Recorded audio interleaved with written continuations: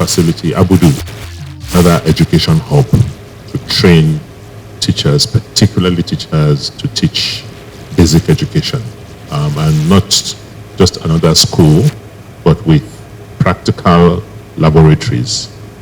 The demonstration facility you saw there is going to be technologically driven, with a lot of technological aids to train NC teachers in the art of modern teaching.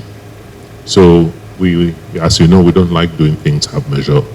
We want to make sure that we complete end-to-end the requirements for producing world-class teachers for our schools, because we cannot compromise on the education revolution which we have started. And you'll see the same thing is happening in the School of Agriculture, and you have seen the School of Nursing. And that's how we want to build out our educational system. First, you have to have quality schools, you have to have quality teachers to now produce the kind of students you need.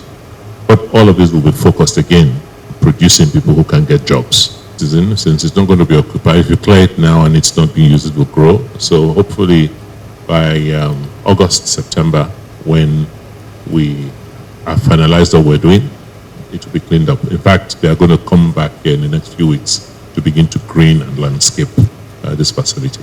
We currently are having conversations with an energy company to see how we can power some cities in Edo State, to just bring life, to see how we can locate between 1 to 2 megawatts of power in some of these cities, because we want to decongest Benin City.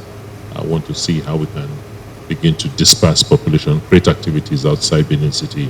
It would be nice to have, like I said, we promised to have about 10 to 15 other mini cities outside of Benin by the time we are leaving office. So Abudu is going to be one of them.